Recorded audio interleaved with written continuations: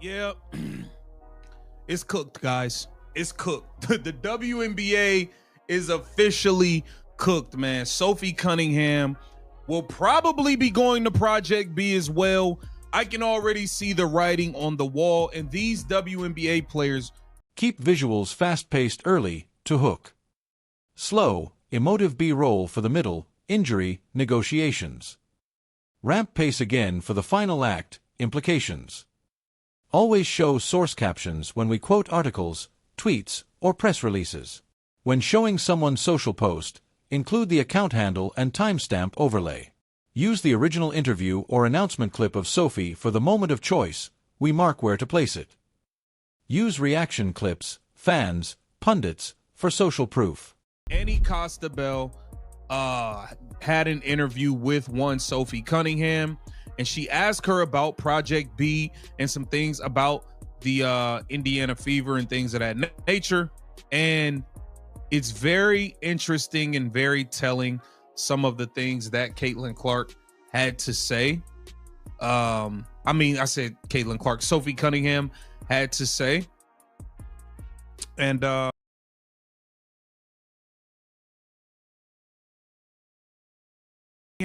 made it clear that when it comes to CBA negotiations, things are not progressing at a pace that seems particularly helpful or even appropriate. She noted that her understanding is the last time the WNBA leaders and the WNBPA met was 2 weeks ago, and said, I know our execs are talking with their people every single day. I don't think there's been much movement. I think at least there's communication. So that's the biggest thing for us. But normally we don't have meetings unless something big is happening or if they need to update us on what they're talking about. In this video, how Sophie's signing happened, why Project B's money and calendar matter, what this means for Unrivaled and the WNBA bargaining table, and the people in the middle of it. Visuals, clip playlist preview, Sophie announcement clip, short, headline stack, Sports Business Journal, Front Office Sports, SI, Just Women's Sports, graphics, roadmap of segments. Cunningham doesn't see a problem with Project B. Cunningham also spoke about Project B in the latest professional women's basketball league that's been announced. Not too many details are available yet about the league, but it was hashed out by a group of investors who initially hoped to create a rival to the NBA. When that didn't work, they turned their attention to the W and women's basketball. For Cunningham, the appeal of the new league is financial. We know Sophie's about the bag. She want her bread. Project B is reportedly offering some players $2 to $3 million salaries to participate in the league from November to April. That's not a short season, though. She said, I don't know much about it. You know, you see stuff on social media, but I know how social media goes, so you got to take it with a grain of salt. But, you know, if people are going to be paying you multi-million dollars deals, why would you not? Warm, context-setting, Sophie Cunningham, a grinder with a knack for moments. Drafted 2019, solid three-point marks, and a personality that turned a single on-court scrap into a viral moment that lifted her profile beyond stat lines. Visuals, career highlights montage, college shots, Mizzou, Phoenix Mercury moments, Indiana Fever jersey, social clips. Overlay stat graphics, career PPG, 3%, notable seasons, sourced from team reports. Transition, but two things changed the calculus. The viral Connecticut Sun scuffle and an MCL injury that made Sophie a free agent in a tight market. Visuals, show the scuffle clip, short, muted if necessary, use available broadcast clip, then headline, season-ending MCL confirmed with citation. Listen, I've been very clear. If Project B called KTV on the way to Project B. It is what it is. It is what it is. And she's been very clear about where she stands in all of this, and that she's trying to get paid. It's the business. My whole thing is there are some social warriors and advocate warriors who going to Project B has been a complete contradiction of all the things they've been trying to push for in the WNBA and all this other stuff.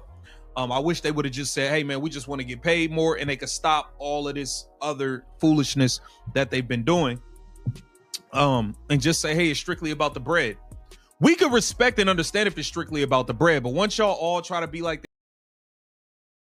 Matter of fact, between November 24th to 27th, multiple outlets reported Sophie Cunningham's commitment to Project B, the new global league stacking high-profile WNBA talent. Visuals show Sophie's announcement clip, longer, 12:18s, with on-screen transcript lines highlighted as the VO quotes her. Then show Sports Business Journal/Yahoo/SI headline cards. Sports Business Journal +2 Yahoo Sports +2. Pointed, Project B has publicly confirmed a growing roster. Names like Nneka Agwamike, Alyssa Thomas, Jonquil Jones, Jewel Lloyd, Kelsey Mitchell, and now Sophie. Visuals, roster graphic with logos/photos of each player as the names are read. On-screen caption, roster compiled from Project B announcements and reporting. Cunningham also admitted that there's a lot of uncertainty when it comes to the WNBA's 2026 season, which makes it more difficult to know if she can plan to be on the Indiana Fever next year. Like most of the league, Cunningham will be a free agent and her spot on the team is not guaranteed.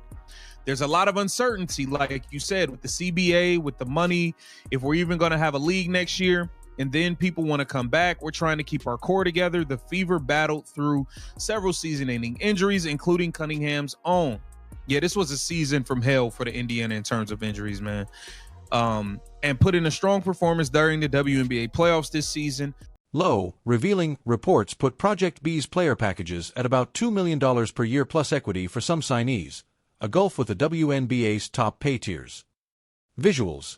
Infographic comparing WNBA Supermax, less than $300,000 in 2025 reporting, versus Project B headline figure. Animate the gap. Include a source bar citing Front Office Sports/Sports Business Journal. Front Office Sports +1.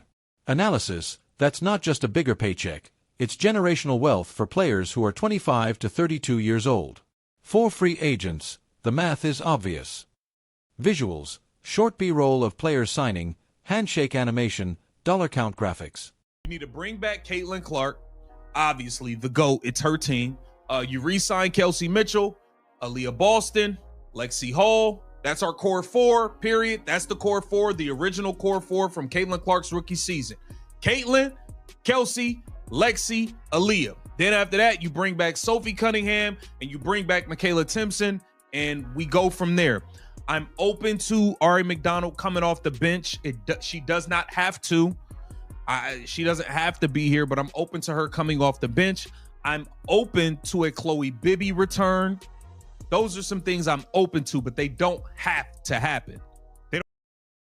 Explanatory, Project B plans to run November through April, multiple reporting threads, staging tournaments across Europe and Asia.